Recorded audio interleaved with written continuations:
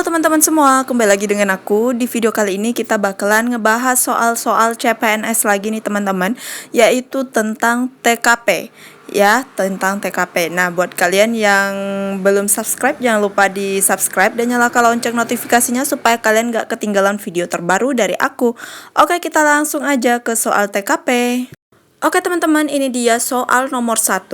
Kita baca bareng-bareng ya. Akibat adanya pandemi COVID-19, kantor tempat saya bekerja akan melakukan perubahan struktur, sehingga menyebabkan pengurangan jabatan pada beberapa divisi. Sikap saya, ini karena adanya pandemi COVID-19 nih teman-teman, jadi ada yang namanya beberapa pegawai itu di PHK ya kan. Nah, jadi sikap kita untuk menghadapi situasi kayak gini tuh gimana? Coba kita lihat option yang A.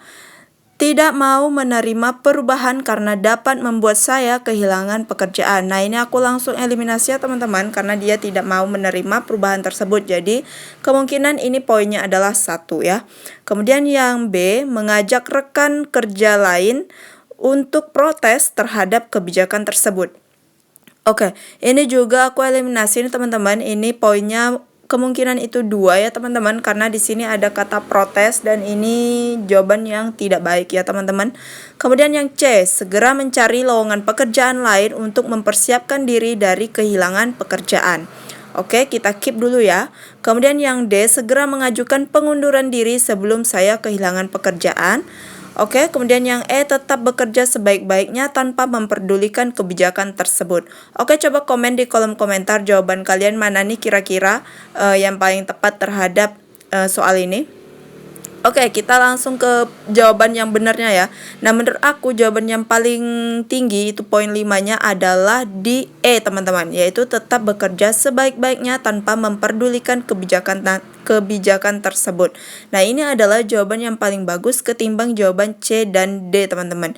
Kalau yang C, segera mencari lowongan pekerjaan lain untuk mempersiapkan diri dari kehilangan pekerjaan. Yang C ini jawabannya lebih cenderung ke pesimis teman-teman. Ya kan? Kalau yang E itu tetap optimis. Jadi yang E itu jawabannya lebih optimis teman-teman. Walaupun ada kebijakan kayak gitu, dia tetap bakalan berusaha kerja sebaik-baiknya supaya dia tetap bertahan di jabatan dia tersebut teman-teman. Nah, jadi jawaban yang mengandung poin 5-nya itu ada di E dan poin 4-nya itu ada di C ya teman-teman. Dan poin 3 itu ada di E. Poin 3-nya itu ada di D teman-teman, yaitu segera mengajukan pengunduran diri sebelum saya kehilangan pekerjaan. Nah, ini jawaban C dan D itu lebih cenderung ke pesimis ya teman-teman ketimbang optimis. Kita lanjut ke soal selanjutnya. Lanjut ke soal nomor 2. Saat Anda sedang buru-buru ke kantor dan hampir terlambat, tiba-tiba ada seorang nenek mengaku kehilangan dompetnya di jalan. Nenek tersebut tidak dapat mengingatnya. Kantor polisi berada sangat jauh dan berlawanan arah dari kantor Anda. Sikap Anda? Kita coba baca ya satu persatu optionnya. A, mengabaikannya karena saya hampir terlambat. Nah, ini jelas langsung aku eliminasi dan ini pasti poinnya itu 1 ya teman-teman. Kemudian yang B, mengantarkan nenek tersebut ke kantor polisi agar dapat dibantu oleh pihak berwajib. Ini kita keep dulu. Kemudian yang C, meminta orang sekitar untuk membantu nenek tersebut dan segera ke kantor. Ini kita boleh ya, kita keep. Kemudian yang D, meminta nenek tersebut mengingatnya lagi di mana dompet tersebut.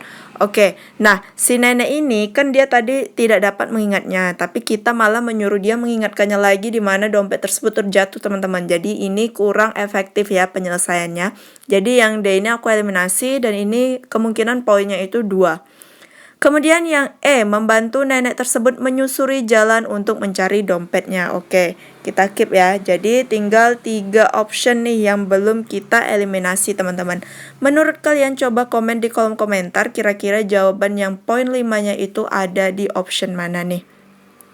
Aku langsung ke option yang paling tingginya yaitu poin 5. Poin 5 itu ada di C teman-teman, yaitu meminta orang sekitar untuk membantu nenek tersebut dan segera ke kantor. Kenapa jawabannya C? Karena kita lihat lagi di soalnya teman-teman. Saat Anda sedang buru-buru ke kantor dan hampir terlambat. Nah, ini situasinya kalian hampir terlambat. Tapi tiba-tiba ada nih seorang nenek-nenek yang kehilangan dompetnya di jalan. Pasti dia butuh bantuan orang lain kan? Nah, jadi jawaban yang paling tepat itu ada di C teman-teman, yaitu meminta orang sekitar untuk membantu nenek tersebut dan kalian itu bisa segera ke kantor tanpa terlambat teman-teman. Ya, gitu ya teman-teman. Nah, kenapa tidak B atau D teman-teman? Nah, yang B mengantarkan nenek tersebut ke kantor polisi agar dapat dibantu oleh pihak berwajib. Nah, di soal sudah dijelaskan bahwa kantor polisi itu berada sangat jauh dan berlawanan arah dari kantor Anda. Nah, kalau kalian harus ngantarin neneknya tersebut ke kantor polisi, kalian pasti makin lama juga sampai ke kantornya dan beresiko terlambat teman-teman, ya kan?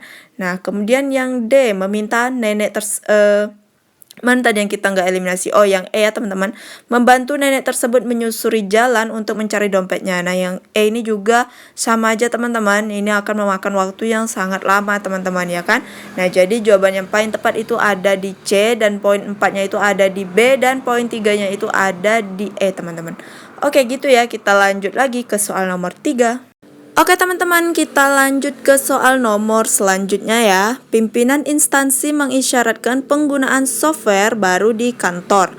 Hal ini cukup memberatkan karena tempat Anda bekerja sangat pelosok dan banyak rekan kerja yang tidak mengerti tentang teknologi informasi komunikasi ya teman-teman.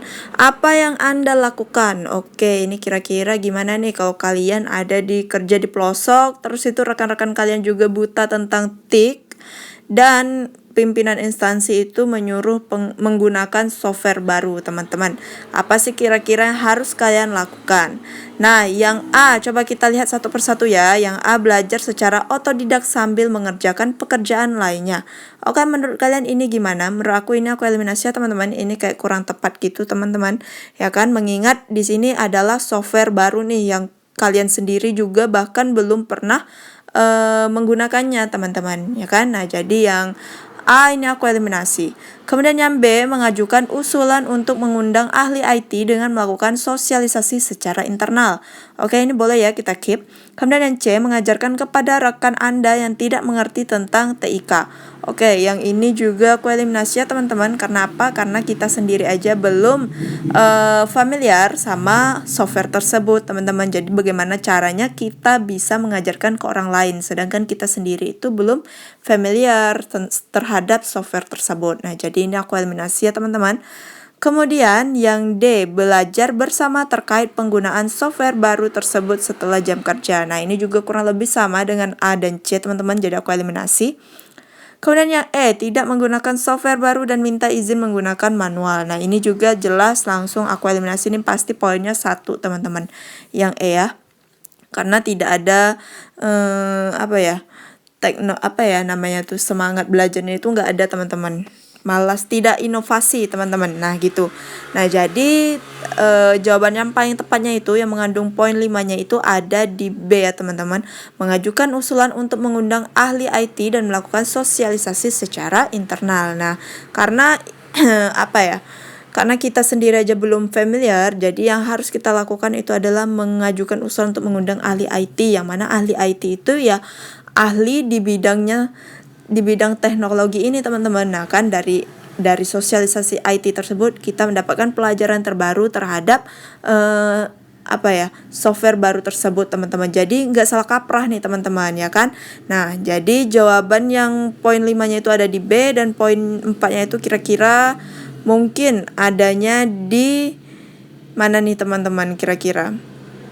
Poin 4-nya menurut aku ada di C ya. Kemudian yang poin 3-nya itu ada di D, poin 2-nya itu ada di A, dan poin 1-nya ada di E. Oke, kita lanjut ke soal selanjutnya. Oke teman-teman, kita lanjut ke soal nomor 4 ya. Nah, kita baca bareng-bareng soalnya. Anda adalah salah satu karyawan yang profesional di kantor. Suatu hari Anda diberikan tugas baru lagi oleh atasan, padahal pekerjaannya lama belum selesai. Sikap Anda, oke, di sini merupakan aspek profesionalisme ya teman-teman. Kira-kira kalau kalian ada di situasi kayak gini, apa sih yang harus kalian lakukan? Oke, coba kita satu persatu bahas optionnya ya. Nah, yang A, menerima pekerjaan tersebut agar dianggap karyawan profesional. Oke, menurut kalian gimana nih teman-teman? Kemudian yang B, menerima pekerjaan itu agar atasan tidak kecewa dan meminta bantuan teman mengerjakannya. C, meminta atasan untuk memberikan pekerjaan itu kepada rekan kerja lain. D, yang mengatakan ke atasan bahwa Anda masih memiliki banyak pekerjaan yang belum terselesaikan. E, menolaknya karena Anda ingin memberikan pekerjaan itu ke rekan lain. Oke, yang E ini jelas ya, aku eliminasi, dan ini pasti poinnya adalah 1 ya teman-teman, karena jawabannya itu tidak bagus teman-teman. Oke, kita lanjut dah ke poin 2-nya. Kira-kira poin 2-nya itu ada di mana, teman-teman? Oke, menurut aku poin 2-nya itu ada di B ya, teman-teman. Menerima pekerjaan itu agar atasan tidak kecewa dan meminta bantuan teman mengerjakannya. Nah, ingat kalian di sini pekerjaannya itu masih banyak dan pekerjaan yang lama itu belum selesai, tapi atasan kalian udah ngasih tugas baru lagi nih, teman-teman. Padahal rekan kerja yang lain itu kan masih banyak kan, teman-teman. Nah, jadi jawaban yang poin rendah yang B ini bukan jawaban yang terbaik ya teman-teman, dan dia itu menerima pekerjaan kemudian dia minta bantuan pula tuh dengan teman-temannya teman-teman. Jadi ini kayak lebih kayak menyusahkan orang lain gitu teman-teman. Kalau emang dia nggak mampu nggak usah diterima kayak gitu ya kan. Nah, jadi yang B ini kemungkinan poinnya 2. Kemudian poin 3 itu ada di mana teman-teman? Yaitu ada di A ya, menerima pekerjaan tersebut agar dianggap karyawan profesional. Nah, ini malah terlihat tidak profesional teman-teman ya kan. Dia tidak bisa menyelesaikan pekerjaannya tersebut dengan baik ya. Malah jadi beban ini sepertinya. Nah, kemudian poin 4. Poin 4 itu ada di mana nih? Ini tersisa 2 option ya teman-teman.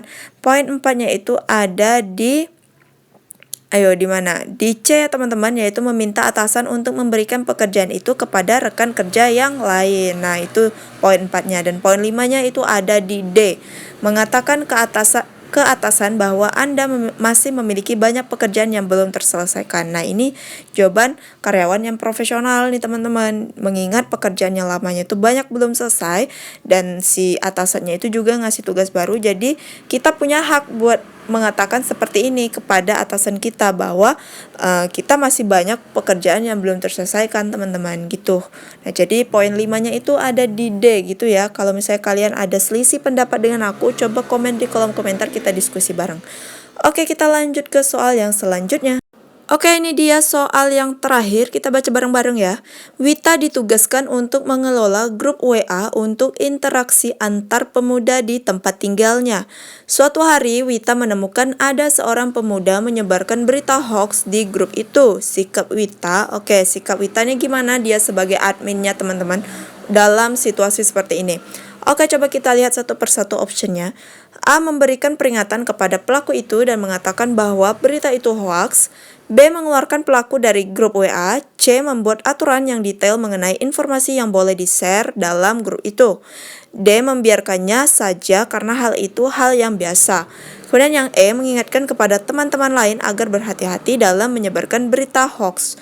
Oke, coba kita eliminasi ya. Jelas yang poin 1-nya itu ada di D ya teman-teman. Ini langsung poin 1. Kemudian mana lagi yang bisa kita eliminasi? Kemudian yang B itu kita eliminasi ya teman-teman. Mengeluarkan pelaku dari grup WA ini poinnya kemungkinan 2 ya teman-teman. Jadi tersisa 3 option nih teman-teman. Menurut kalian jawaban yang paling tepat itu yang mana teman-teman? Coba komen di kolom komentar ya. Nah, aku langsung ke poin 5-nya, yaitu ada di C teman-teman. Membuat aturan yang detail mengenai informasi yang boleh di-share dalam grup tersebut teman-teman. Nah, ini adalah jawaban yang paling tepat nih teman-teman, dan sikap admin yang harus dilakukan apabila ada seorang atau beberapa anggota yang melakukan penyebaran berita hoax teman-teman. Nah kan, jadi kita harus membuat aturan-aturan nih terkait informasi apa aja yang boleh di-share di dalam grup tersebut ya kan, seperti tidak mengandung sara atau berita-berita hoax lainnya atau berita tentang radikalisme kayak gitu-gitu ya teman-teman. Nah, kalau yang A memberikan peringatan kepada pelaku itu dan mengatakan bahwa berita itu hoax. Nah, ini poinnya 3 ya teman-teman, karena ini dapat memicu yang namanya perkelahian nantinya teman-teman. Jadi yang A ini jawaban yang harus kita hindari ya teman-teman. Jadi ini ada poinnya 3 dan poin 4-nya itu ada di E, mengingatkan kepada teman-teman agar berhati-hati dalam menyebarkan berita hoax. Nah itu ya teman-teman. Dan jadi jawaban paling tepat itu adalah yang C. Coba kalau kalian ada jawaban yang lain, boleh komen di kolom komentar dan disertai alasannya, oke? Oke, sekian dulu 5 soal TKP dari aku. Semoga ini bisa membantu persiapan CPNS kalian di tahun ini ya teman-teman. Dan juga buat kalian yang mau request suatu video tentang apapun itu, kalian bisa DM di Instagram aku di sini teman-teman, ataupun boleh komen di kolom komentar. Dan jangan lupa di like serta share ke semua sosial media yang kalian punya, dan juga jangan lupa di subscribe dan nyalakan lonceng notifikasinya supaya kalian tetap mendapatkan video-video terbaru dari aku. Oke, see you next video. Bye bye.